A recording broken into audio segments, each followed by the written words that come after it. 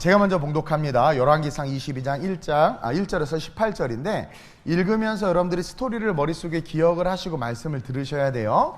아람과 이스라엘 사이에 전쟁 없이 3년을 지냈더라. 셋째 해에 유다의 여호사밧 왕이 이스라엘의 왕에게 내려가매 이스라엘의 왕이 그의 신하들에게 이르되 길르앗 라못은 본래 우리의 것인 줄 너희가 알지 못하느냐? 우리가 어찌 아람의 왕의 손에서 도로 찾지 아니하고 잠잠히 있으리요 하고 여호사밧에게 이르되 당신은 나와 함께 길르앗 라못으로 가서 싸우시겠느냐? 여호사밧이 이스라엘 왕에게 이르되 나는 당신과 같고 내 백성은 당신의 백성과 같고 내 말들도 당신의 말들과 같으니이다. 여호사밧이 또 이스라엘의 왕에게 이르되 청하건대 먼저 여호와의 말씀이 어떤지 물어보소서. 이스라엘의 왕이 이에 선지자 400명쯤 모으고 그들에게 이르되 내가 길르앗 라못에 가서 싸우랴 말랴. 그들이 이르되 올라가소서. 주께서 그 성읍을 왕의 손에 넘기시리이다. 여호사밧이 이르되 이 외에 우리가 물을 만한 여호와의 선지자가 여기 있지 아니하니까?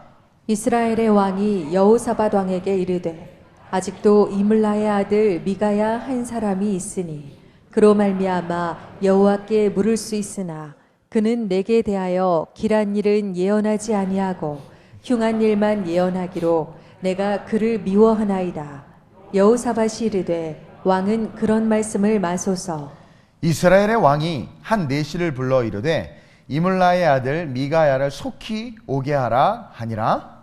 이스라엘의 왕과 유다의 여호사밧 왕이 왕복을 입고 사마리아 성문 어기 광장에서 각기 왕자에 앉아 있고 모든 선지자가 그들의 앞에서 예언을 하고 있는데 나아나의 아들 시드기야는 자기를 위하여 철로 뿔들을 만들어 가지고 말하되 여호와의 말씀이 왕이 이것들로 아람 사람을 찔러 진멸하리라 하셨다 하고 모든 선지자도 그와 같이 예언하여 이르기를 길르앗 라못으로 올라가 승리를 얻으소서. 여호와께서 그 성읍을 왕의 손에 넘기시리이다 하더라. 미가야를 부르러 간 사신이 일러 이르되 선지자들의 말이 하나같이 왕에게 길하게 하니 청하건대 당신의 말도 그들 중에 한 사람의 말처럼 길하게 하소서. 미가야가 이르되 여호와께서 살아계심을 두고 맹세하노니 여호와께서 내게 말씀하시는 것 곧 그것을 내가 말하리라 하고 이에 왕에게 이르니 왕이 그에게 이르되 미가야야 우리가 길르앗 라못으로 싸우려 가랴 또는 말랴. 그가 왕께 이르되 올라가서 승리를 얻으소서. 여호와께서 그 성읍을 왕의 손에 넘기시리이다.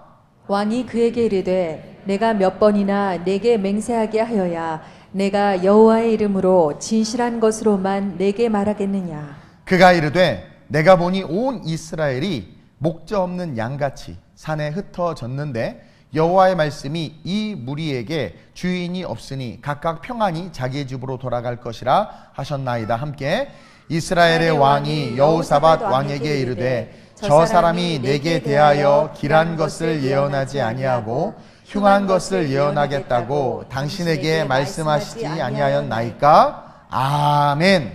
스토리가 이해되시죠? 그렇죠? 이것을 여러분들이 머릿속에 그리면서 오늘 구별됨이라는 제목으로 함께 은혜를 좀 나누려고 합니다. 저는 주일이 너무 좋아요. 왜냐하면 여러분들과 함께 하나님을 예배하기 때문에 좋지만 여러분들과 함께 하나님의 말씀을 나누고 이렇게 배울 수 있어서 참 좋아요. 그러면서 우리 크리스찬들이 반드시 기억해야 될, 잊지 말아야 될 말씀이 한 구절이 있는데, 아주 중요한 말씀이 한 구절이 있는데 그게 레위기 11장 45절이에요. 우리 한번 읽고 시작하겠습니다. 시작. 나는 너희의 하나님이 되려고 너희를 애굽 땅에서 인도하여 낸 여호와라. 내가 거룩하니 너희도 거룩할지어다. 아멘. 우리는 크리스찬이에요. 그쵸? 다른 거 다 몰라도 오늘 이 본문의 이 말씀과 함께 이 레위기 11장 45절 말씀을 가슴에 새겨야 돼요. 나는 너희의 하나님 되려고. 그쵸? 저와 여러분들은 죄 때문에 죽을 수밖에 없고 하나님과의 관계가 단절됐어요. 이제 하나님은 우리의 하나님이 아니란 말이에요. 그리고 우리가 어떠한 노력을 한들 하나님에게로 다가갈 수 없어요. 근데 하나님이 뭐라고 말씀하시냐면 나는 너희의 하나님이 되려고 너희를 애굽 땅에서 인도하여 낸 여호와라. 우리는 살아가는 삶 자체가 애굽이죠. 우리를 힘들게 하고 고통스럽게 하고 우리가 괴롭다라고 말하는 모든 것들은 사실 애굽이에요. 하나님은 세상을 괴롭게 하지 않았거든요. 애굽에서 이스라엘 백성은 종이 아니었어요. 자유를 가진 자유인이었어요. 그리고 애굽인들에게 있어서 이스라엘 백성은 영웅이었고 이스라엘이 없이는 애굽이 있을 수가 없었거든. 그래서 선대해야 되고 애굽이라는 나라를 멸망하지 않게 지킨 민족이기 때문에 대접과 대우를 받아야 되는데 노역과 고초를 당했잖아. 이게 인생이라는 거예요. 우리가 아무리 잘 살려고 해도 세상은 우리를 속이잖아요. 그리고 가정을 지키려고 하고 내가 뭔가 내 삶을 세우려고 하지만 뜻대로 되지 않아. 애굽이란 말이에요. 근데 그 애굽에서 인도하여 낸 여호와라. 다시 말하면 하나님께서 우리를 품에 안으시고 우리로 하여금 하나님의 자녀되게 살게 하길 원하신다라는 거죠. 그러면서 주신 말씀이 뭐냐면 내가 거룩하니 너희도 거룩하라. 구별되라는 거죠. 구별되라는 거죠. 여러분, 하나님을 잃어버린 이스라엘 백성들, 그들의 삶은 애굽에서의 노역과 고통의 삶이었어요. 아니, 그 전에 하나님을 잃어버린 아담과 하와는 하나님으로부터 분리돼서 세상에서 고통과 고난 속에서의 삶을 살아야 했죠. 어떤 고난과 고통을 겪었어요? 아담과 하와가 부모로서 자식들이 서로 싸워 죽이는 것을 봤단 말이에요. 그렇죠? 그리고 남은 자식은 부모를 떠나, 그리고 또 다른 아들과 또 자식들이 번성해서 많은 사람들이 번성해서 인류를 이루었지만 그들이 결국 어떻게 됐어요? 하나님을 대적함으로 말미암아 홍수로 다 심판받아 멸망해서 죽었어. 다행히 당대의 의인이었던 한 사람이 있었기 때문에 하나님은 그를 통해서 다시 인류를 번성케 하셨지만 그 번성한 인류는 또다시 하나님의 은혜를 잃어버리고 애굽의 문화에 취해서 하나님을 잃어버리고 우상을 섬기며 살다가 애굽의 종과 같은 삶을 사는 인생이 됐다라는 거예요. 여러분, 모든 문제의 시작은요, 하나님의 사람들이 하나님을 잃어버림으로 말미암아 시작됐다라는 거죠. 하나님의 사람들이 하나님을 잃어버리면 우리의 삶은 삶이 아니라 고통이에요. 우리의 인생은 노역과 고난과 결국은 죽음으로 귀결될 수밖에 없다는 것을 저 여러분들이 기억해야 된다는 거죠. 그러면서 우리가 하나님을 잃어버렸다라는 이 말은 오늘날 우리의 삶으로 어떻게 적용할 수 있느냐? 바로 우리가 하나님의 말씀을 잃어버렸다는 거예요. 구약시대에 하나님을 잃어버린 이스라엘 백성들, 하나님과 등을 지고 세상에서 달려간 그들을 우리의 삶으로 적용해서 보면 하나님의 말씀을 잃어버리고 하나님의 말씀과 상관없이 인생을 살아가고 있는 우리를 상징한다라는 거죠. 그래서 하나님의 말씀을 잃어버린 인생은 구별됨이 사라진 인생을 뜻하는데 그 구별됨이 사라진 인생을 향해서 주님이 말씀하시는 게 뭐냐면 정령 죽으리라. 하나님께서 말씀하셨던 것처럼 하나님의 말씀을 잃어버리고 구별됨을 잃어버린 인생은 결국은 죽음과 실패와 고통과 망함이라는 결론을 갖게 될 수밖에 없다라는 거예요. 여러분, 성경을 통해서 우리가 알듯이 내가 연약할지라도 하나님의 말씀을 붙잡고 살아가면 기적이 일어나요. 근데 우리가 하나님의 말씀을 잃어버리고 내 뜻과 내 의지, 내 생각을 가지고 살아가면 결국 어떻게 돼요? 인생은 고난과 고통이란 말이에요.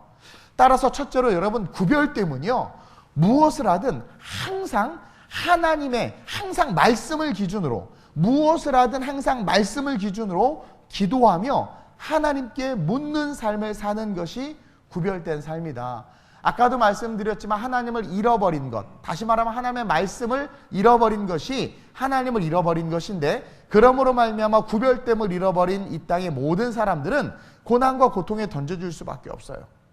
따라서 구별됨은 무엇을 하든 항상 말씀을 기준으로 기도하며 하나님 앞에 묻는 삶을 사는 것. 성경에 보면 그렇게 산 자들은 다 살았어요.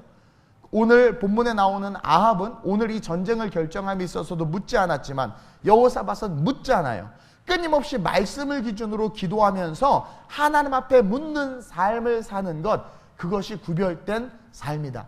세상에서 뭐라고 말하든, 매스미디어가 뭐라고 이야기하든, 내가 좋아하고 내 주변의 사람들이 뭐라고 말하든 그 말에 귀 기울이고 그 말에 흔들리는 것이 아니라 말씀을 기준으로 기도하면서 하나님 내가 어떤 결정을 하길 원합니까? 말씀을 기준으로 기도하면서 내가 하나님 어떤 선택을 하길 원합니까? 묻는 삶을 사는 것, 그것이 구별됨의 시작이다. 그럴 때 우리는 구별됨으로 말미암는 하나님의 능력과 축복을 누릴 수 있다는 거예요. 그리고 그것은 우리의 가정과 사회와 나라를 회복시키고 살리는 축복이 된다는 거죠. 시편 119편 5절에 그런 말씀이 있습니다. 한번 읽어봅시다. 시작. 주의 말씀은 내 발의 등이요 내 길의 빛이니이다. 성경에 하나님은 우리의 아이덴티티를 옆 사람 잠깐 보면 알지만, 그렇죠? 빛과 소금이라고 했는데 별로 티가 잘 안 나요. 그렇죠? 빛은 어둠을 몰아내고 소금은 썩지 않게 한단 말이에요. 따라서 구별된 삶을 사는 크리스찬들이 있는 곳은 빛이 있어야 돼. 죄악과 어둠이 없어야 되죠. 소금이 있어야 돼. 다시 말하면 썩지 않아야 돼요. 근데 어때요? 지금 도처에 부패의 냄새가, 도처에 어둠이 가득하잖아요. 왜 그런가 봤더니 시편 119편 105절에 주의 말씀은 내 발의 등이요 내 길의 빛이니이다. 그러니까 말씀을 쫓아가면 내가 빛이 되고, 말씀을 쫓아가면 내가 소금이 되는 거예요. 말씀을 쫓아가면 생명의 길이 열리고, 말씀을 쫓아가면 모두가 잘 되는 거야. 근데 빛과 소금의 아이덴티티를 주신 우리의 삶이 주의 말씀은 내 발의 등이요 내 길의 빛인데 말씀을 쫓아가지 않는다라는 거죠. 그러니 빛이 될 수 없고 소금이 될 수 없어요. 우리가 말씀 없이 어떻게 소금이 돼요? 여러분, 제가 말씀 없으면 타이틀은 목사여도 쓰레기일 수밖에 없는 거예요. 여러분, 제가 말씀이 없으면은요, 아무리 설교하고 여러분들 앞에 좋은 말을 해도 그것은 아무 능력이 없는 거예요. 말씀을 쫓아갈 때 내가 힘이 없고 나약할지라도 기적과 능력이 나타나고, 말씀을 쫓아갈 때 하나님이 역사하고, 말씀을 쫓아갈 때 천만인의 날로 둘러치려 하여도 말씀을 쫓아갈 때 어떻게 돼요? 승리할 수 있다는 거예요. 근데 우리는 말씀을 쫓아가지 않고 뭘 쫓아가요? 사회의 통념과 사람들의 어떤 그런 통계와 세상의 이야기들을 쫓아가잖아요. 여러분, 주의 말씀을 쫓아가면 그 길은 모두를 빛으로 인도하는 길이 되고, 하나님을 잃어버렸던 모든 사람들이 다시 하나님을 만나게 된 그 길이 된다라는 거죠. 근데 오늘날 이 세대의 교회와 크리스찬들이 말씀을 쫓지 않아. 그래서 나라와 민족이 무너지고 개인들도 무너지는 거예요. 여러분들의 가정이 무너지는 것은 어찌 보면 여러분들의 삶이 말씀을 쫓아가지 않아서 그래요. 핵가족화되면서 여러분들의 가정 속에 행복이 없고 삶에 평안이 없는 것은 여러분, 하나님 왜 그러세요? 따지는 것이 아니라 여러분들이 지금 뭘 쫓아가고 여러분들을 움직이는 생각과 마음의 중심이 뭔지를 돌아보라는 거죠. 그게 말씀일 때는 절대로 상함과 아픔과 찢어짐이 없어요. 근데 말씀이 아니니까 무너짐이 있는 거예요. 여러분, 오늘 아합이 죽었어요. 결국은 죽었어요. 많은 선지자들이, 400명이 되는 선지자들이 아합이 올라가서 싸우소서, 이거 뭐야? 죽으라는 거야. 근데 거짓말이잖아요. 거짓 예언이거든요 지금. 근데 세상이 그렇게 다 충동질을 하니까 아합이 올라가. 그래서 그럼 어떻게 돼요? 죽어. 열왕기상 22장 35절이에요 시작. 이날에 전쟁이 맹렬하였으므로 왕이 병거 가운데 붙들려 서서 아람 사람을 막다가 저녁에 이르러 죽었는데 상처에 피가 흘러 병거 바닥에 고였더라. 하나님의 말씀을 쫓아가지 않고 거짓 선지자들, 세상의 말을 쫓아갔더니 결국 어떻게 돼요? 아합은 죽은 거예요. 이스라엘 백성들이 오늘 말씀에 뭐래요? 그날의 전쟁이 맹렬했대요. 다 그 칼날에 도륙된 거예요. 사실은 아합이 살 수 있었어요. 악인이었고 죄인이었지만 아합 살 수 있었어요. 하나님은 악인도 죄인도 사랑하시니까. 또 이스라엘이 이 전쟁에서 패하지 않을 수 있었어요. 이스라엘 백성들이 죽음을 당하지 않을 수 있었어요. 그렇죠? 근데 왜 아합도 죽고 이스라엘 백성들이 전쟁에서 패했느냐? 3년이라는 이스라엘의 평안이 왔다라는 거예요. 오늘 1절에 그렇게 시작하죠. 아람과 이스라엘 사이에 전쟁이 없이 3년을 지냈더라. 태평성대죠. 그렇죠? 나라가 부강해졌어요. 물질도 많아졌단 말이에요. 살만한 거예요. 그러니까 이 아합 왕이 욕심이 생긴 거야. 교만해진 거예요. 그래가지고 여호사밧이 놀러오자 그에게 청하는 거예요. 야, 아람을 쳐서 우리 민족, 우리의 땅, 잃어버린 땅 길르앗 라못을 되찾자라는 거죠. 그러면서 여호사밧을 꼬시는 거예요. 사실 아합 혼자 가도 되는데 왜 아합이 여호사밧과 함께 가려고 했을까요? 뭔지는 모르지만 아합 스스로 그 마음 가운데 이 전쟁을 나 혼자 하면 질 거라는 어떤 그런 부정적인 믿음이 있었던 것 같아요. 그래서 여호사밧이 오자마자 그를 꼬드기는 거죠. 우리가 지난 설교 때도 봤지만 여호사밧은 종교개혁을 일으키고 하나님의 말씀을 쫓아가는 자였기 때문에 항상 승리했거든. 사실 아합은 그걸 알았던 거예요. 그래서 내가 저 사람 붙잡고 가면 이길 거야. 이 마음이 있었던 거죠. 그래가지고 그 땅을 차지하러 가자라고 충동을 합니다. 근데 정말 하나님이 주신 땅이고 자기 민족을 위해서라면 그 민족의 주인 되신 하나님께 이 아합이 물어보고 기도하고 그 일을 추진해야 되는데 아합은 자기 생각대로 지금 일을 추진하고 있어요. 여호사밧은 북왕국이나 남유다나 한 민족이니까 당연히 돕고 싶고 그렇게 하겠다고 이야기해요. 그러면서 한 이야기를 딱 던지는데 이게 아주 중요한 포인트가 된다는 것을 우리에게 알려주고 있어요. 아합과 여호사밧의 극명한 차이점이죠. 아합은 3년간 먹고 살만하고 국고도 충만하고 우리가 군대도 이렇게 있으니까 뭔가 한번 저 땅을 한번 차지해보자. 그러면서 자기의 생각으로, 그리고 여호사밧을 꼬드겨서 같이 가면 이길 수 있어 라는 자기의 생각으로 일을 추진하는데 여호사밧은 그렇지 않았다라는 거예요. 오늘 본문 4절 하반절부터 5절까지인데 함께 읽습니다. 시작. 여호사밧에게 이르되 당신은 나와 함께 길르앗 라모스로 가서 싸우시겠느냐?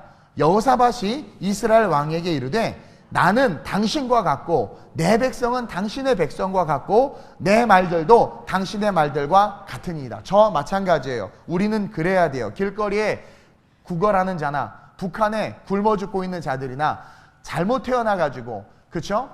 무슬림이 태어나자마자 내 의지하고 상관없이 그게 내 종교가 돼서 아무것도 모르고 그 종교를 추종하는 그들이나 우리는 하나님의 동일한 자녀라는 거예요. 모든 민족과 모든 백성은 다 하나님의 자녀라는 거예요. 우리는 이 의식을 가져야 되는 거예요. 여러분, 사실 남유다는 북왕국 이스라엘을 생각할 때 저런 악한 자들도 없어요. 배반하고 쿠데타 일으키고 지들이 하나님의 나라를 잘라서 독립했는데, 그렇죠? 그리고 남유다에게 얼마나 악한 짓을 하고 또 북왕국 이스라엘 스스로가 얼마나 하나님 앞에서 죄를 범했는지를 여호사밧은 알아요. 여호사밧의 입장에서 저도 목사로서 다르게 막 죄 짓는 목사들 보면 저도 정죄하는데, 그렇죠? 여호사밧이 하나님 앞에 서 있는데 눈으로 뻔히 보는 저 아합의 악행, 귀신의 딸을 아내로 맞이하고 귀신의 선지자 850명을 데리고 들어와서 이스라엘을 행음하게 한 그 아합을 어떻게 용서하겠어요? 그렇죠? 그냥 걸리기만 해봐. 나 같으면 내가 그냥 북왕국 이스라엘을 칠 것 같아. 저기가 그렇게 못났어요. 예. 그것처럼 막 화가 났을 것 같아요. 근데 뭐라고 이야기해? 너나 나나 한 백성이다. 와, 이건 대단한 그릇이 큰 거예요. 한 백성이다. 그러면서 내가 돕겠다 이야기하는 거예요.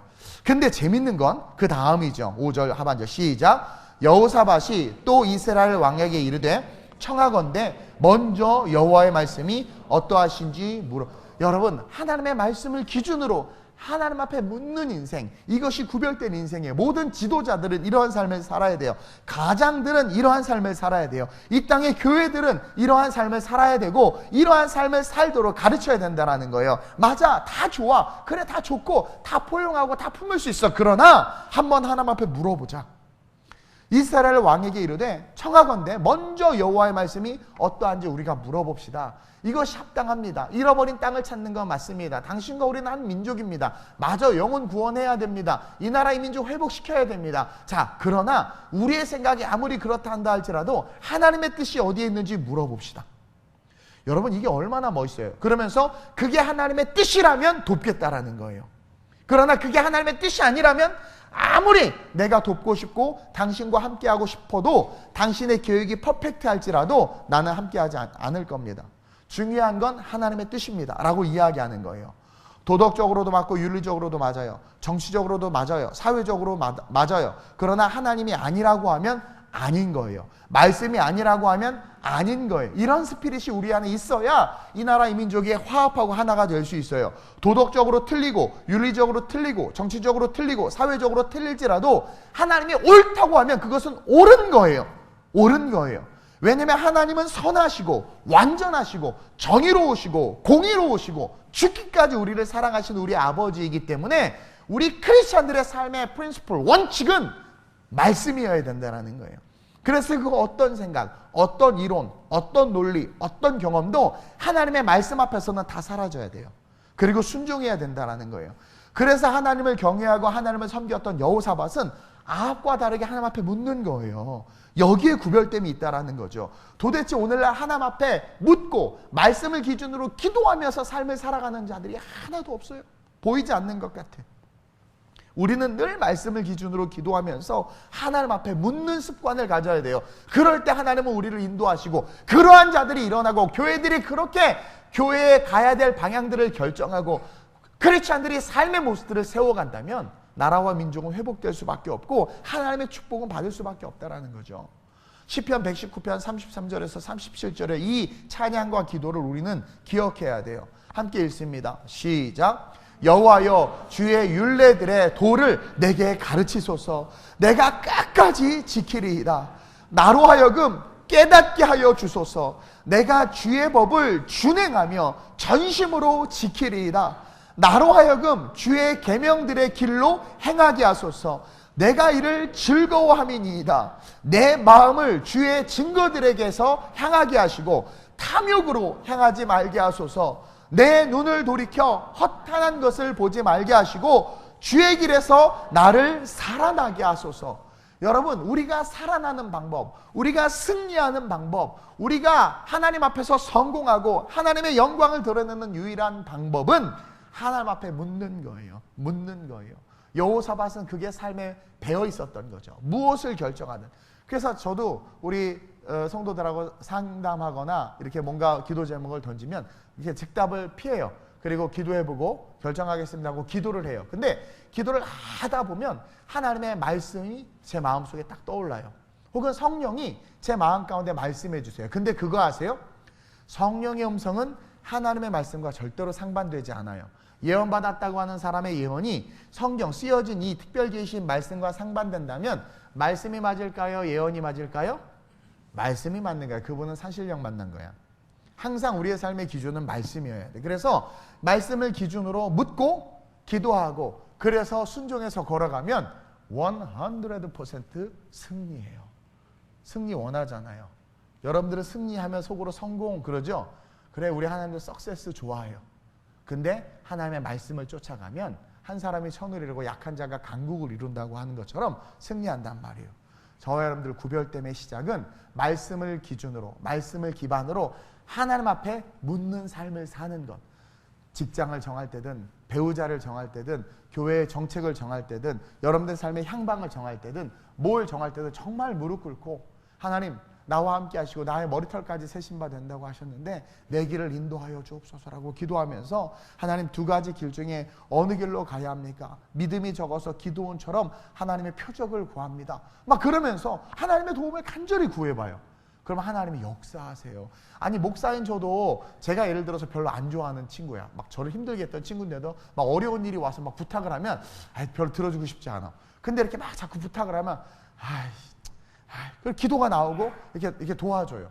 근데 하물며 죽기까지 우리를 사랑하시는 하나님이신데 안 도와주시겠어요? 그렇죠? 죄인까지도 사랑하시고 7번씩 70번이라도 용서하라고 가르치시는 분인데 따라합시다. 묻고 하자. 우리 옆 사람에게 묻고 하자. 그러시길 주님의 이름으로 축원드립니다. 그러면서 둘째로 구별됨은 거짓을 알아보고 거짓을 대적하는 거예요. 여러분, 구별된 자들은요, 구별된 자들, 자기가 하나님 앞에 묻고 기도하는 자들은 스스로가 말씀 안에서 구별되려고 이렇게 딱 서 있는 자들은 딱 보면 압니다. 척 보면 압니다. 구별됨은 거짓을 알아보고 거짓을 대적하는 거예요. 아합은 알고 있었어. 여호사밧이 종교개혁을 하고 하나님을 사랑하고 하나님의 말씀을 가장 중요시 여긴다는 것을. 그래서 자기가 이런 제안을 딱 하면 분명히 저 인간은 하나님 앞에 물어볼 거야. 그래가지고 딱 400명의 선지자들을 준비해놨어. 400명, 지금도 400명 모이게 하려면 힘든데 그쵸? 딱 예비해 놓은 거예요. 그러면서 내가 이런 제안을 하면 물어보겠지? 그래가지고 딱 준비해 놓은 거죠. 제가 분명히 말씀드렸어요. 우리 크리스찬은 신정체제예요. 민주주의 아니에요.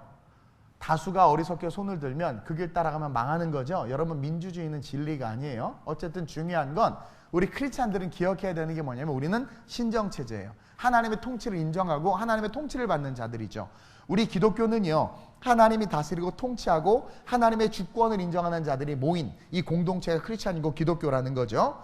근데 이스라엘이 왕을 요구하자 하나님은 마지못해서 허락했어요. 사울 왕을 허락했는데 얘를 패하고 다윗을 세웠죠. 지난번에도 설교한 것 같은데 하나님은 왕정 체제를 원하지 않았어요. 신정 체제이기 때문에. 근데 백성들이 왕정 체제를 원하자 왕정 체제를 허락해 주세요. 근데 그분이 하나님이 왕정 체제를 허락한 건 하나님께서 어떤 계획을 갖고 계셨다고 그랬어요? 하나님의 사람을 왕으로 세움으로 말미암아 왕정 체제를 통해서 신정 체제를 이끌어갈 자. 다윗이 그랬잖아요. 여호사밧이 그랬잖아요. 그렇죠? 왕이야. 자기가 다 결정할 수 있었어. 왕정 체제야, 이스라엘이. 주변 국가들처럼. 근데 지금은 신정 체제로서의 이스라엘을 보여주고 있죠. 남유다를. 여호사밧이 뭐라는 거예요? 하나님 앞에 묻자. 내가 왕인데 내 마음대로 결정하면 되지. 그렇죠? 근데 그게 아니라는 거야. 아합은 왕정 체제야. 내가 왕이야. 왕이 지 뜻대로 해.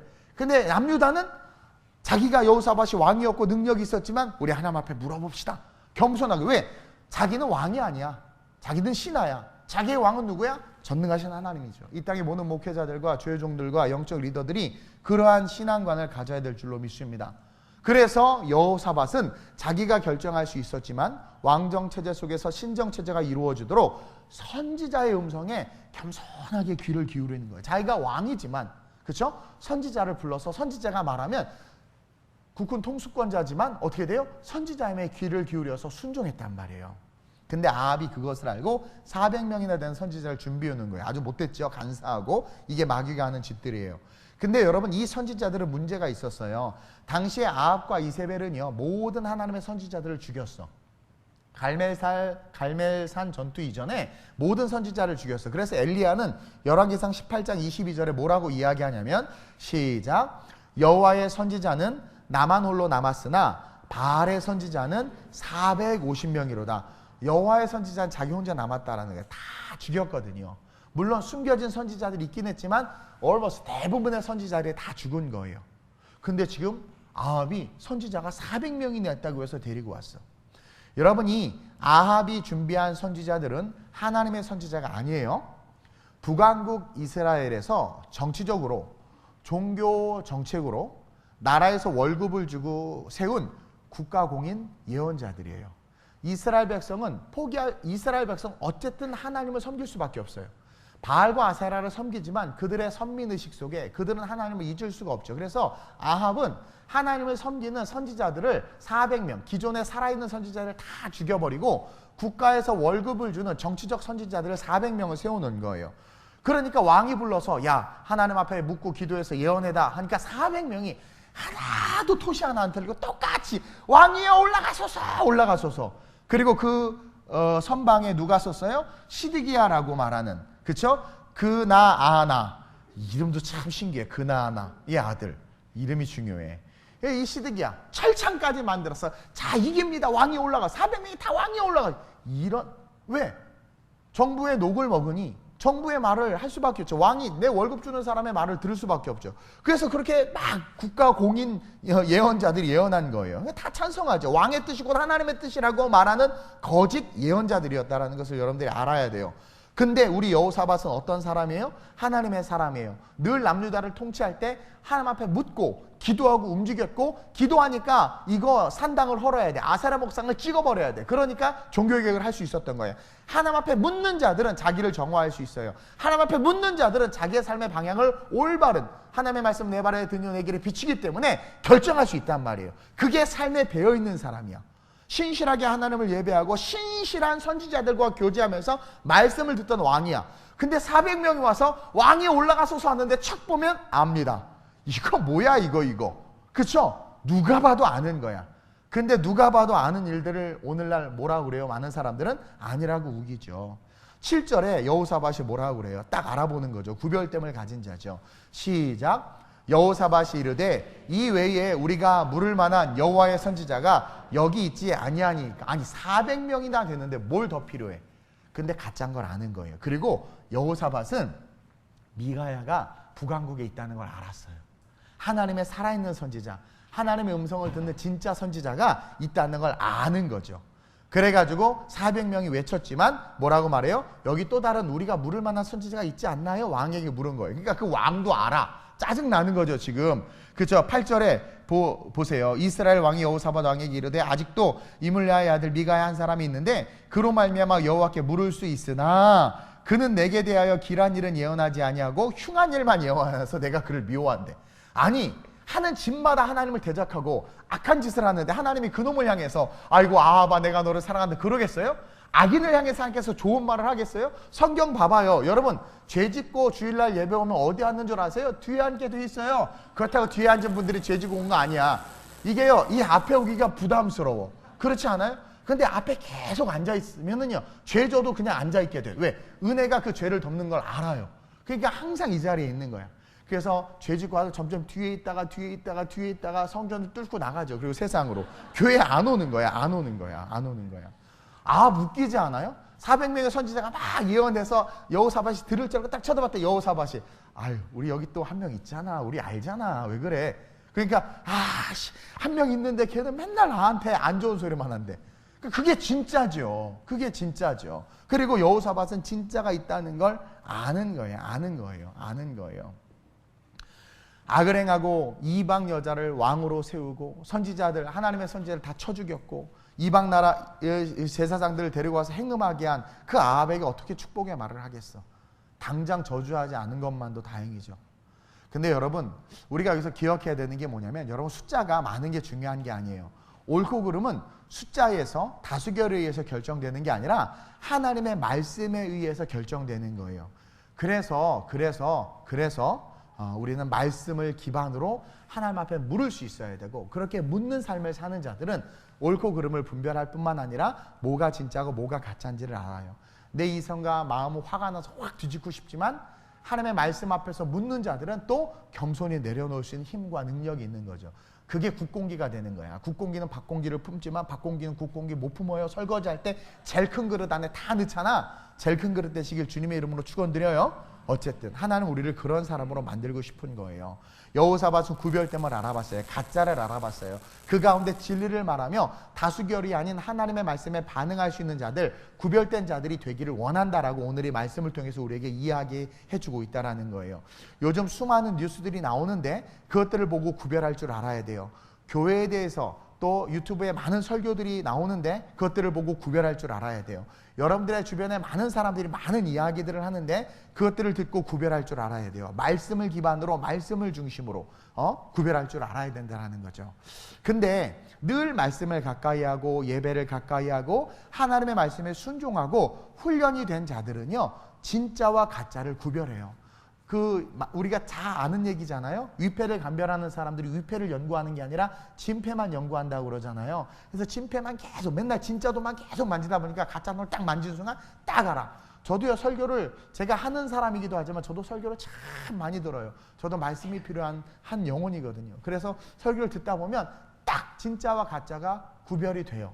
여러분, 말씀을 가까이 하고 누구와 가까이 있느냐, 누구와 함께 하느냐, 그게 내 몸에 쫙 배어 있는 거예요. 그래서 진리 안에 있으면 뭐가 거짓이고 뭐가 가짜인지를 아는 거예요. 그리고 모든 구별은 하나님의 말씀을 중심으로 해서 구별할 수 있어야 돼요.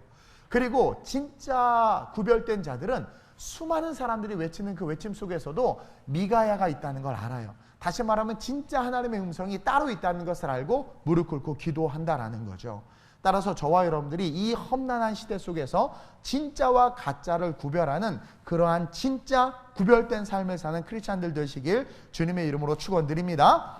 그러면서 마지막으로 구별됨이란 여호와께서 내게 말씀하시는 것, 곧 그것을 내가 말하는 것. 사실은 이게 가장 중요해요. 자, 말씀을 기반으로 늘 하나님 앞에 물어요. 늘 신앙생활 속에서 기도하고 예배 속에서 하나님의 말씀을 묵상하면서 말씀과 말씀에 젖어 들어가는 삶을 살아요. 우리가 살아가는 삶은 험난하죠. 지금 공중권세 잡은 마귀는 어찌하든 우둔 사자가 삼킬 자를 찾듯 우리를 죽이려고 해요. 우리의 가정에, 우리의 삶에 조금만 틈만 보여도 삐집고 들어와서 우리를 회파한단 말이에요. 거짓된 정보와 거짓된 것들로 우리를 사망의 길로 인도해요. 요즘에 왜 거짓 뉴스, 팩트체크라는 말들이 많이 등장하겠어요? 그만큼 거짓이 많으니까 그런 단어들이 등장하는 거 아니에요? 근데 그러한 상황일지라도 하나님의 말씀 속에 늘 젖어 있는 자들은 분명한 기준을 가지고 구별할 수 있다는 거죠. 그리고 그 구별됨을 통해서 구별된 자들의 결론은 여호와께서 내게 말씀하시는 것, 곧 그것을 세상을 향해서 또 열방을 향해서 내 삶을 향해서 내가 말하고 선포하는 거라는 거예요. 미가야 선지자가 말한 것 같이 14절에 여호와께서 내게 말씀하시는 것, 곧 그것을 내가 말하리이다. 멋있지 않아요? 멋있지 않아요? 이게 결론인 거예요. 여러분 로마서 10장 17절에 시작. 그러므로 믿음은 들음에서 나며 들음은 그리스도의 말씀으로 말미암았느니라. 여기서 방점이 어디에 있냐면 들음이라는 거예요. 그리스도의 말씀을 들으면 그리스도를 믿는 믿음이 생기고 루시퍼의 말을 들으면 루시퍼에 대한 믿음이 생겨요. 그래서 수많은 사람들이 종교를 믿기 시작하는 거예요. 왜? 그것을 들었기 때문에. 근데요, 아무리 다른 종교를 듣고 거기에 미혹돼서 거기에 빠져 있다 한다 할지라도 그 사람이 그리스도의 말씀을 들으면 여러분 어떻게 돼요? 나와요, 다시. 복음으로 나와. 왜냐면 다른 모든 것들은 거짓이지만 하나님 앞에서 생명이고 살아있기 때문에. 그래서 믿음은 들음에서 나며 들음은 그리스도의 말씀인데 말씀을 계속 듣다 보면 하나님의 은혜 속에서의 믿음이 생겨요. 강한 믿음이 생겨요. 자, 지금 400명의 선지자들 앞에 미가야 혼자 서 있어요. 850명 바알과 아세라 선지자 앞에 혼자 서 있었던 엘리야처럼 여러분 그거 되게 무서운 거예요. 400명 군중 앞에서 400명은 올라가소서 그러면서 왕의 편이야. 그리고 막 미가야 혼자 서 있어. 근데 우리가 말씀을 읽었지만 막 내시가 와가지고 청탁하는 거죠. 칼 들이대면서 너 저들 선지자랑 똑같이 말해야 돼. 세상이 말하는 것처럼 너 똑같이 말해야 돼. 너 그렇게 얘기해야 돼. 안 그러면 너 죽어. 그리고 너 왕의 편에 서야 돼. 정치와 권력이 어떻게 돼요? 미가야를 위협한단 말이에요. 또 딱 가봤더니 과관이야. 두 왕이 앉아있어. 남유다와 북왕국 이스라엘 왕이 앉아있어. 수많은 백성들이 서 있고 그 옆에 400명의 예언자들이 예언한 왕이 막 이러고 있는 거, 올라가라고 막 이러고 있는 거야. 얼마나 무서워. 근데 미가야 혼자 왔어. 그렇죠? 근데 청탁을 받아가지고 미가야가 먼저 뭐라고 말해요? 왕에 올라가소서. 나는 너무나 재밌는 게요. 이 아합도 알아. 여러분 거짓말하는 놈은 지가 거짓말하는지 알고요. 악한 자들은 자기가 악한 걸 알아요. 근데 이게 인지 부조화 때문에 말을 못하는 거야. 보니까 이제 아합 왕에게 예언하기 시작하는 거죠. 15절에 그가 왕에게 이르되 올라가서 승리를 얻으소서 여호와께서 그 성읍을 왕의 손에 넘기시리다. 400명이 말한 대로 그리고 또 칼들이 된 그 내시가 말한 대로 그렇게 얘기해 줬어. 근데 재밌는 건 16절이에요. 성경 보고 시작. 왕이 그에게 이르되 내가 몇 번이나 내게 맹세하게 하여야 내가 여호와의 이름으로 진실한 것으로만 내게 말하겠느냐. 그러니까 아합도 아는 거예요. 지금 봐봐 400명이 올라가라고 그랬고 미가야도 올라가라고 그랬으면 올라가면 되잖아. 근데 아합이 너 왜 거짓말하냐라는 거예요. 웃기지 않아요? 너 왜 거짓말해? 너 솔직하게 말해. 왜냐하면 자기가 돈 주고 쓴 400명은 옳다라고 해서 하지만 그건 돈 주고 한 거 지가 알아. 이게 가짜라는 거. 그리고 아합도 진짜 하나님도 어딨나 궁금한 거야. 근데 자기가 청탁한 것과 똑같이 말하니까 아이씨 그거 말고 진짜를 말해봐 그러는 거야. 그래서 진짜 말했어요. 그랬더니 또 열불 내. 거봐요 여호사밧 얘 나한테 좋은 말 안 한다니까요. 그리고 감옥에 가둬버렸어. 이거 웃기지 않아요? 따라합시다. 이게 세상이다. 여러분 이게 세상이에요. 이게 세상이에요. 이게 세상이에요. 로마서 10장 14절이에요. 시작. 그런즉 그들이 믿지 않은 일을 어찌 부르리요 듣지도 못한 일을 어찌 믿으리요 전파하는 자가 없이 어찌 들으리요. 여기서 아까 그랬죠. 믿음은 들음에서 나는데 뭘 듣느냐가 중요한데 그리스도의 말씀이라고 그랬죠. 근데 그 말씀을 전파하는 자가 없는 거예요. 400명이 거짓만 이야기해요. 왕이 원하는 것만 이야기해요. 그러니 어떻게 돼요? 그들이 듣는 것은 거짓이죠. 그러니까 어떻게 돼요? 왕이 잘못된 선택을 하는 거야. 근데 로마서에서 바울이 뭐래요? 전파하는 자가 없이 어찌 들으리요. 그러면서 우리로 하여금 뭘 이야기하라는 거예요? 옳고 그름에 대해서 하나님의 진리에 대해서 복음에 대해서 외쳐서 그들이 그런즉 그들이 믿지 아니하는 일을 어찌 부르리요. 믿지 않는 거야. 예수님을 믿지 않는데 어찌 불러. 왜 믿지 않나 봤더니 듣지도 못한 거야. 예수님에 대해서 듣지도 못한 일을 어찌 믿으리요. 그러면서 우리로 하여금 뭘 충동하는 거예요? 지금 미가야처럼 복음을 외치라는 거죠. 옳고 그름에 대해서 복음 안에서 외치라는 거예요. 외쳐서 듣게 해야 된다라는 거예요. 전파하는 자들이 되라는 거죠. 여러분 우리의 외침과 전파는 바로 여호와께서 내게 말씀하시는 것, 곧 그것을 내가 말하는 거예요. 하나님께서 우리에게 말하라고 말하는 것을 말한다라는 거죠. 다시 말해 성경의 말씀을 잘 배우고 그 말씀을 세상에 외쳐야 하는 그 삶을 사는 삶이 구별된 삶이고 하나님은 우리가 그러한 삶을 살라고 이야기하는 거예요. 어떠한 핍박과 시련이 와도 일제 치하에서 우상 숭배하라고 일제가 시퍼런 칼날을 들이대고 너 신사참배하라고 했을 때, 그렇죠? 진짜 말씀 안에 서 있었던 자들 순교했죠? 그게 구별됨이라는 거예요. 근데 많은 목회자들이 어떻게 했어요? 그 당시 때 마음속으로 합리화했죠. 일단 이건 전략적으로 내가 진짜 고백하는 건 아니야. 내가 살아야 교회가 살지. 우리들이 살아야 이 백성들에게 이 기독교가 이 조선 땅에 계속 흘러갈 거 아니야? 그러면서 우리 경배하는 척만 합시다. 여러분, 그게 진짜일까요? 그게 진짜일까요? 아니죠. 그렇죠? 분명히 하나님이 우리 안에 역사하시고 그분이 실제가 되면 그럴 수 없다. 만약에 그것을 진짜라고 말한다면 우리는 순교한 수많은 목회자들과 순교자들을 욕보이는 거야. 그들의 신앙을 가치없다고 말해버리는 거예요. 그러니까 이만큼 우리가 구별된 삶을 사는 게 쉽지 않단 말이에요. 그리고 내가 복음을 전하고 내가 올바른 말을 함으로 말미암아 페널티를 당할 때 사실 그것을 감당해내고 이겨낼 힘이 우리에게 없어요. 제가 초창기 때 설교가 엄청 세가지고요, 다 저를 싫어했어요. 그래서 불러주는 데도 없고 가도 싫어하고, 그리고 한 번은 우리 교단에서 어떤 모임이 있어서 저 설교하라고 설교했다가 선배 목사한테 엄청 혼났어요. 그래서 저는 혼자예요. 외로워요. 그랬더니 하나님께서 같이 올바른 복음에 대해서 옳은 것은 옳고 그른 것은 그르다라고 말하는 분들을 붙여주시고 그들과 함께 걸어가고 있어요. 그러니까 저를 세우는 게 되게 부담스럽나 봐요.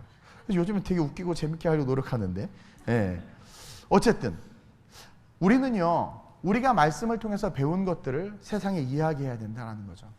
아무리 화가 나, 원리 원칙이 중요해도 성령께서 또 말씀을 통해서 우리에게 그렇게 말씀하시면 우리는 어떻게 해야 돼요? 용서하거나 혹은 품거나 혹은 싸우거나 혹은 순교해야 된다는 거예요. 미가야에게는 오늘 말씀해 보니까 하나님이 예언과 환상으로 말씀하셨죠. 그러나 오늘을 사는 우리에게는 이 성경을 통해서 말씀하세요. 또 성령님을 통해서 말씀하신다는 것을 우리는 기억해야 돼요. 그리고 성령의 음성과 성경의 말씀은 절대로 상반될 수 없어요. 대립될 수 없어요. 만약에 그러면 우리는 우선순위를 어디다 둬야 돼? 어떤 분이 막 예언했는데 막 뭔가 예언하고 하나님 뜻이라고 말해요. 근데 성경을 보니까 성경과 맞지 않아. 그럼 우리는 어디에 우선순위를 둬야 돼요? 성경에. 이게 무너지면 모든 게 무너지는 거예요. 예수님도 이 땅에 오셔서 공생에 사는 동안 하나님의 구약의 말씀을 다 인용하시고 그대로 살았잖아요. 나귀 타고 입성하신 것도 왜? 구약의 하나님이 예언하신 것을 그대로 이룬 거란 말이에요. 근데 오늘날 성경을 초월한 초법적인 그런 예언자들이 너무나 많아. 그리고 앞으로 그런 자들을 거짓 선지자라고 하는데 거짓 선지자들이 도처에서 일어나고 있어요. 지금 앞으로 계속 일어날 거야. 따라서 우리는 이러한 시대 속에서 무엇을 기준 삼아 삶을 살아야 돼요? 이 말씀, 성경. 오늘 사는 우리의 구별됨은 이 성경이 말하고 성령이 말씀하시는 그 말씀에 순종하는 거예요. 미가야가 목숨 걸고 그것을 말한 것처럼 우리는 목숨 걸고 말씀에 순종하며 외쳐야 되는 거야. 아까도 말했지만 미가야와 엘리야의 공통점은 자기와 생각이 다르고 자기랑 스피릿, 영이 다른 400명과 850명의 사람들과 맞서서 서 있다는 거죠. 1대 400, 1대 850이에요. 두렵죠. 회유가 있고 위협과 공포가 있지 않겠어요? 근데 미가야가 어떻게 했어요? 눈에 보이는 현상이 아니라 담대하게 내게 주신 말씀을 그대로 말하는 거예요. 담대하게 하나님의 말씀을 외친 거예요. 그래서 감옥에 가고 얻어터지고 고난을 당했어요. 그랬지만 전혀 두려워하지 않았고 모든 외압을 이기고 진리를 말하고 진리를 외친 거죠. 이것이 구별됨의 결론이에요. 목사님들도 모여서 총회 같은 거 하고 하다 보면 정치적으로 하나님의 뜻과 말씀보다는 정치적이고 인간적인 결정을 할 때가 참 많아요. 그러다 보니까 한국교회가 힘을 잃고 타락하는 것 같아요. 그거는 그렇다고 치고 일단 우리는 중요한 거, 그럼 어떻게 해야 되느냐? 저와 여러분들부터 시작하면 돼요. 쉽지는 않아요. 저도 뭐 연약하죠. 그러나 우리부터 세상을 향해서, 제가 우리 청년들에게 늘 가르친 게 그거예요. 개척 때부터 얘기했어요. 제가 제자훈련 하면서 항상 핵심 카피가 그거예요. 옳은 것은 옳고 그른 것은 그른 거야. 말씀을 누가 뭐라고 그래요? 저도 말씀대로 못 살아요. 그럼 저도 틀린 거죠. 그러나 내가 말씀대로 못 살았다고 그 말씀을 싹 지우고 괜찮다고 합리화하니까 교회가 무너지고 저와 여러분들이 무너지고 대한민국이 무너지는 거예요. 내가 잘못하고 연약했을지라도 성경이 그것이 죄라고 하면 죄고 난 죄인인 거예요. 옳은 것은 옳고 그른 것은 그르되 그 판단의 기준이 말씀. 여러분, 태초에 인류가 무너진 게 하나님의 말씀, 선악과는 법이거든요. 법이에요, 법. 그 법이 무너진 거예요. 그러니까 다 무너진 거예요. 이해돼요? 여러분, 하나님의 말씀이 무너지면 모든 게 무너져요. 그러나 하나님의 말씀이 살아나면, 말씀대로 순종하면, 좌로나 우로나 치우치지 않고 그 말씀대로 살아가면 죽을 것 같지만 살고, 감옥에 갇혔지만 옥토가 흔들리고 일어나고, 그쵸? 죽을 것 같은, 그쵸? 광야 속에서 60만이 썩은 물이 단물이 돼서 생명을 누리는 그런 역사가 일어난다라는 거죠. 우리에게는 구별됨이 필요하다라는 거예요. 하나님을 믿기 때문에 그분의 말씀에 순종해서 사는 삶, 그것이 곧 구별됨이다. 그 구별됨은 세상을 치료하는 능력이 돼요. 왜 제가 구별됨을 강조하느냐? 우리가, 저와 여러분들이 오늘부터 구별된 삶을 살기 시작하면 우리로 말미암아 세상이 치료돼, 회복돼. 마태복음 5장 13절 14절이에요. 시작. 너희는 세상의 소금이니 소금이 만일 그 맛을 잃으면 무엇으로 짜게 하리요? 후에는 아무 쓸데없어 다만 밖에 버려져 사람들에게 밟힐 뿐이니라. 너희는 세상의 빛이라. 산 위에 있는 동네가 숨기지 못할 것이요. 우리가 빛과 소금이 되지 못하는 것은 구별됨이 없기 때문이며, 이는 곧 세상을 어둡게 하고 우리의 삶을 어둡게 하고 썩게 만드는 거예요. 그러나 우리가 구별됨으로, 하나님의 말씀에서 순종해서 구별됨으로 삶을 살기 시작하면 하나님은 우리를 통해서 일하시고 이 백성, 이 나라, 이 민족, 저와 여러분들의 삶과 우리 자녀들의 미래의 삶을 살리고 회복시키시고 일으키신다라는 거예요. 그게 성경에 나와 있는 그 수많은 역사이고, 그게 하나님의 법칙이며 방법이라는 거죠. 너희가 세상의 소금이고 너희가 세상의 빛이야. 그대로만 살면 어떻게 돼요? 다 세상이, 모든 크리스찬들을 비치고 모든 크리스찬은 소금이야. 그들이 어우러져 사는 삶이 어떻게 돼요? 당연히 회복되죠. 당연히 살아나죠. 하나님은 그렇게 우리가 살아날 때 세상을 살리신다라는 거예요. 신명기 28장 2절 6절이죠. 시작. 내가 내 하나님 여호와의 말씀을 청종하면 이 모든 복이 내게 임하며 내게 이르리니. 보세요. 여호와의 말씀을 청종하는 게, 하나님의 말씀을 기반으로 하나님의 음성 듣기를 구하는 것이 구별됨이라고 그랬어요. 그러면 하나님은 반드시 음성을 들려주죠. 그래서 그 음성을 듣고 그 음성대로 삶을 살아가면 똑같은 말이에요. 내게 이르리니. 시작. 성읍에서도 복을 받고 들에서도 복을 받을 것이며 내 몸의 자녀와 내 토지의 소산과 내 짐승의 새끼와 소와 양의 새끼가 복을 받을 것이며 내 광주리와 떡반죽 그릇이 복을 받을 것이며 내가 들어와도 복을 받고 나가도 복을 받을 것이라. 대한민국 교회의 구별됨이 사라진 거 여러분 잘 알 거예요. 그렇죠? 교회 안에, 교계에, 또 지금 이 대한민국이라는 이 현실 자체 구별됨이 사라졌어요. 선이 선이 아니고 악이 아니에요 지금. 그러면서 서로들 싸우고 있죠. 법이 무너지고 진리가 무너지고 있어요. 그러면 모든 게 무너지는 거예요. 이것을 세우는 것이 구별됨이에요. 구별됨. 저와 여러분들이 중요한 거예요. 제가 어떤 운동을 하나 봤는데 나부터 하자. 나부터 하자. 참 좋은 것 같아요. 나부터 하자. 뭐 막 다 변화시키고 하려고 하기보다 나부터, 분명히 말하지만 여러분들부터 하나님의 음성을 듣는 훈련을 하는 거죠. 여러분들부터가 진리 안에서 거룩함으로 행하는 거예요. 그 훈련을 하기 시작하면 하나님의 모든 것들을 변화하여 복이 되게 할 거라고 저는 믿습니다. 우리가 빛과 소금이 돼서 세상에 하나님의 생명의 성령의 법이 있다는 것을 보여줘야 돼요. 로마서 8장 2절에 보면 그런 말씀이 있어요. 시작. 이는 그리스도 예수 안에 있는 생명의 성령의 법이 죄와 사망의 법에서 너를 해방하였음이라. 법이 무너져서 다 무너졌어요. 이제 우리는 다시 법을 살려야 되는데 그리스도 예수 안에 있는 생명의 성령의 법을 살려야 돼요. 그러면 그것이 죄와 사망의 법에서 우리를 해방한다라는 것을 저와 여러분들이 깨달아야 됩니다. 말씀을 맺겠습니다. 우리는요 매일매일 말씀을 들으며 그대로, 그 말씀대로 순종하면서 삶을 살아가는 그 구별된 삶의 훈련을 저 여러분들 좀 한번 했으면 좋겠어요. 미가야처럼 목숨을 잃을지라도 대적자들이 무려 400명이나 되고 나는 혼자야. 그러한다 할지라도 숫자가 중요한 게 아니라 구별됨이 중요하다는 거죠. 결국 구별된 미가야를 쓰셨던 그 하나님, 그리고 그의 외침으로 말미암아 어떻게 됐어요? 하나님의 진리가 거짓에 묻히지 않았죠.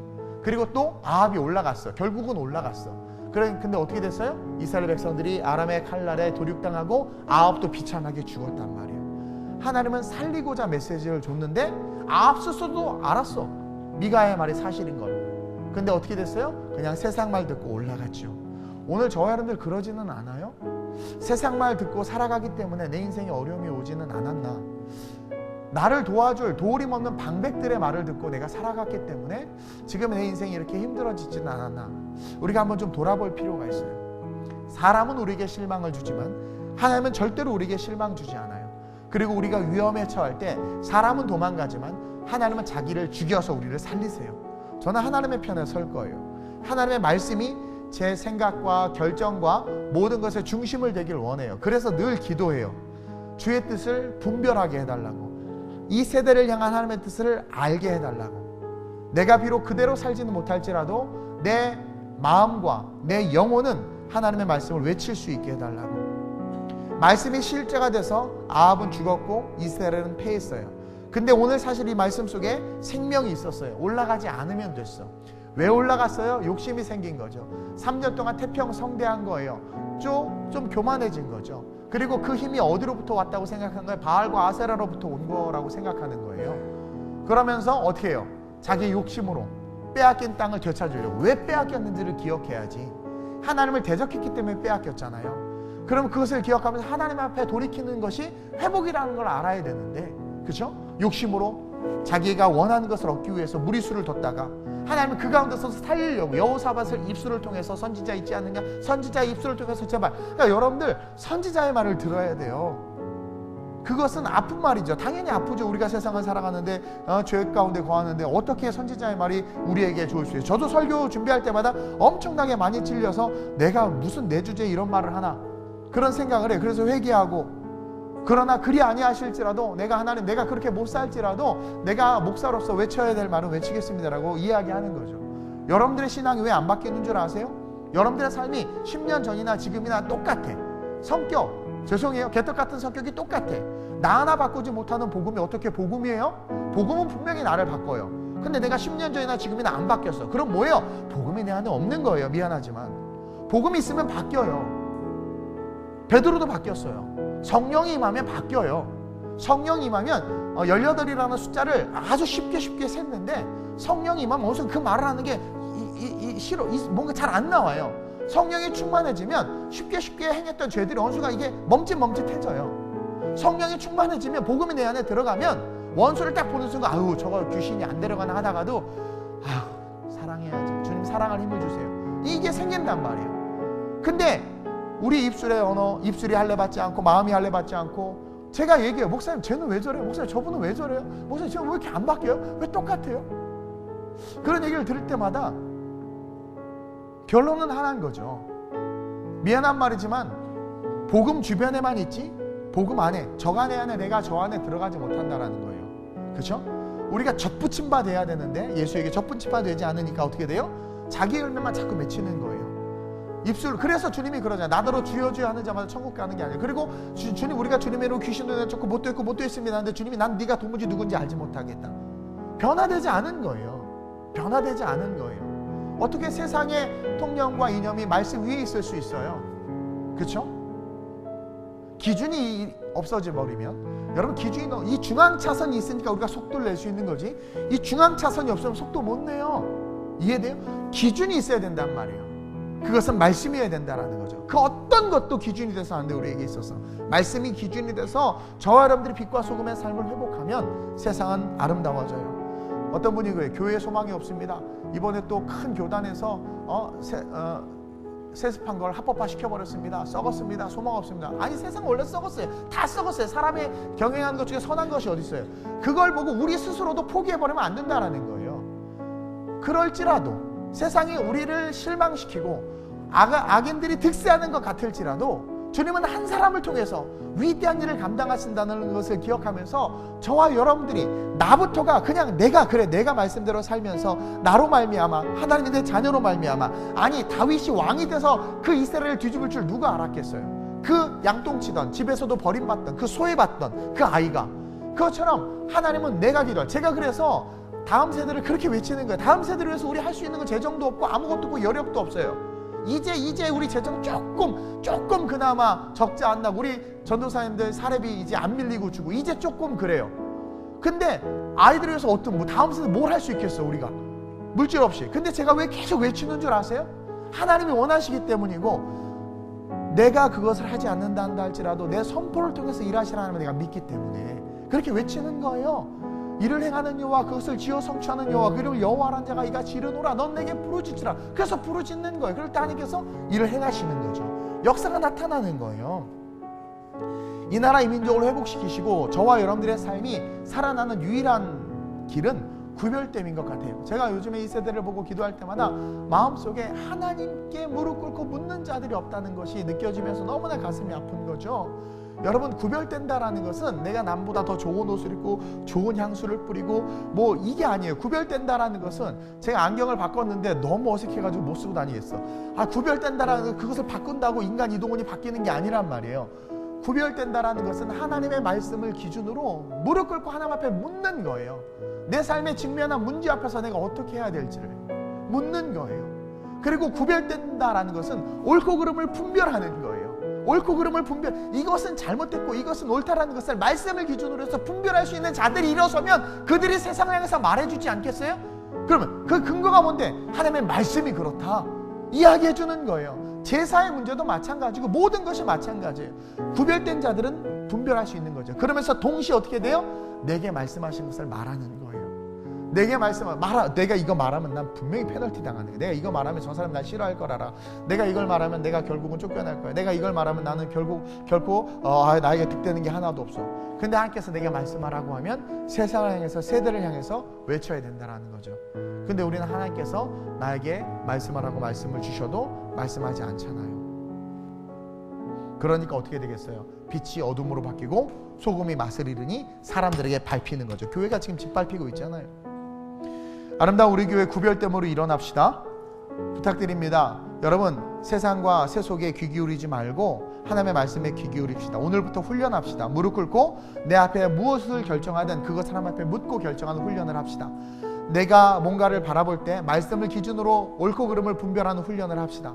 그리고 마지막으로 성령께서 내게 마음의 감동을 주신다면 그것을 그대로 말하는 그런 우리 될 수 있게 해달라고 오늘 이 시간 이 말씀을 기억하면서 우리 주님을 3번 부르고 한번 합심으로 전심으로 기도하겠습니다. 주여, 주여, 주여. 하나님, 세상은 점점 어두워져 갑니다. 선이 아니고 악이 아닌 것이 되어져 버렸습니다. 마치 하나님 물질에 의해서 거짓으로 하나님의 신탁을 외쳤던 거짓 선지자들처럼 오늘날 모든 것들이 물질에 의해서, 이익에 의해서 굽어지고 흩어집니다. 하나님, 마지막 이 세대를 살아가는 우리가 이 시대의 소망이 되어야 합니다. 하나님, 여호사밧이 있었기에, 미가야가 있었기에 하나님의 음성은 하나님의 능력으로 선포되어질 수 있었고, 이들이 있었기에 하나님의 백성들이 하나님을 하나님으로 바라볼 수 있었습니다. 구별됨이 필요한 이 시대 속에서 하나님, 우리가 훈련되지 아니하면 결단코 이 나라의 민족을 변화시킬 수 없습니다. 하나님, 우리는 하나님의 통치를 받는 하나님의 백성들입니다. 하나님, 기도하게 하여 주옵소서. 어떠한 결정을 하든 어떠한 문제 속에서는 하나님 앞에 묻고 움직일 수 있는 우리가 되게 하여 주옵소서. 하나님, 직장을 결정할 때, 하다못해 하나님 무엇을 살 때도, 하다못해 하나님 내 인생에 하나님의 계획들을 물을 때 하나님, 사람이 아닌, 세상이 아닌 하나님 앞에 묻고 기도하며 그 길을 정할 수 있는 우리가 되게 하여 주시옵소서. 내가 변하지 않는 것은 복음이 내 안에 없기 때문이라는 이 아픈 말씀이 우리 성도들의 마음을 찌르게 하셔서 하나님, 다시 한번 복음 앞에, 하나님 앞에, 십자가 앞에 무릎 꿇을 수 있는 우리가 되게 하시고, 그러므로 말미암아 뭐가 악이고 뭐가 선인지를 구별하는 자들 되게 하시며, 마지막 이 세대에 주님께서 주시는 마음을 세상에 흘려보내므로 하나님의 거룩한 선지자로서, 예언자로서, 선포자로서의 삶을 살아갈 수 있는 우리와 우리 교회 되게 하여 주시옵소서. 모든 사람들이 아파하고 있습니다. 힘들어하고 있습니다. 이 대한민국과 열방이 몸살을 앓고 있습니다. 하나님의 말씀이 사라지자 열병이 돌듯 하나님 아파하고 있습니다. 하나님의 말씀만이 치료이고 생명입니다. 쉴만한 물가와 잔디, 하나님께서 이끄시는 그 푸른 초장으로 우리의 삶이 인도함을 받을 수 있는 것은 오직 말씀밖에 없습니다. 선한 목자 되신 주님, 그 목자이신 주님을 따라가는 자들이 동사사방에서 일어나게 하셔서 우리가 살아가는 모든 삶의 행복으로, 기쁨으로 가득 찰 수 있도록 은혜 베풀어 주시옵소서. 하나님, 교회가 무너지면 나라가 무너집니다. 교회가 무너지면 가정이 무너집니다. 하나님, 오래전부터 무너짐이 시작되고 있었습니다. 세속주의와 번영주의가 교회 안에 들어와서 복만 강조하고 하나님의 말씀 앞에서 크리스찬들이 어떻게 살아야 되는지에 대해서는 가르치지 아니하고 율법은 이미 폐했다 말하며 그냥 복만 구하고 성공만을 추구하는 그러한 모습들로 우리 크리스찬들의 삶이 변질되었음을 고백합니다. 그 결과 하나님, 이 나라 이 민족, 아니 전 세계가 지금 열병을 앓고 있습니다. 이것을 회복하는 그 회복의 시작은 우리에게 있음을 고백합니다. 주님은 갈릴리에서 12명의 평범하고, 아니 어찌 보면 좀 못난 자들을 부르셨습니다. 3년간 그들과 함께 했습니다. 전지전능한 능력으로 3년 동안 엄청난 일들을 하실 수 있었음에도 주님은 갈릴리 지방에서 그 12명을 데리고 알콩달콩 제자 양육하며 그냥 그들에게 시간을 쏟아부었고 그들을 가르치셨습니다. 우리가 생각하기에 비효율적인 것 같았지만 결국 그들이 세상을 뒤집었습니다. 교회를 세웠고 하나님의 놀라운 역사와 복음의 부흥을 이루어냈습니다. 하나님이 원하시는 것이 이것이고 우리에게 있어서 회복의 키포인트가 여기 있다는 것을 우리 성도들이 알기를 원합니다. 바로 나부터 복음 앞에 서는 것, 내가 내게 주신 말씀 앞에 순종함으로, 어려서부터 하나님을 알고 경외함으로, 하나님 앞에 무릎 꿇고 기도하는 결정을 하는 습관을 가짐으로, 그러므로 말미암아 말씀 안에 삶을 살아감으로, 그러므로 말미암아 옳고 그름을 구별하는 능력을 갖춤으로, 그리고 내게 말씀하신 것을 세상에서 외치는 땅끝까지 이르러 복음을 증거하라는 그 명령에 순종함으로 우리는 세상을 변화시키고 세상을 회복시킬 수 있는 하나님의 소망이자 일꾼이 될 수 있음을 하나님 오늘 말씀을 통해서 깨닫습니다. 하나님, 아름다운 우리 교회가 작지만 하나님 그 일을 감당하는 교회 되게 하시고 우리 성도들이 구별된 성도들로서 세상 가운데 빛과 소금으로 세상을 살리는 자들 되게 하여 주옵소서. 우리 성도들은 참 많은 사람들을 만납니다. 직장에서든 삶의 모든 영역 속에서 그 만나는 사람들에게 우리 성도들이 기준이 되게 하여 주옵소서. 프린시플 리더십을 가진 자들로 거룩하게 일어나 타협하지 아니하며 남들이 뭐라 하든 옳은 것은 옳고 그른 것은 그르다 말하며 사람들에게 복음의 빛을 발하고 사람들을 썩지 않게 하며 어둠에 있는 사람들을 빛으로, 너희는 빛이라 너희는 소금이라 말씀하셨기에 그들을 이끌어내는 그 일을 감당하는 자들 되게 하여 주옵소서. 따라서 우리는 전도해야 하고 선교해야 합니다. 그 일을 게을리하지 않는 교회 되게 하시고 하나님의 영광을 바라보며 그것을 위해서 힘써 달려갈 수 있는 그런 우리 모두가 될 수 있도록 주님 붙잡아 주시옵소서. 오늘 주신 말씀 가슴에 새기게 하시고 구별된 삶으로 일어나게 하시고 복음화되고 내 삶이 복음으로 변화되기를 소망하며 간구하는 그런 우리 모두 되게 하여 주시옵소서. 감사함을 드리며 우리 주 예수 그리스도의 이름으로 축복하며 감사하며 기도드립니다. 아멘.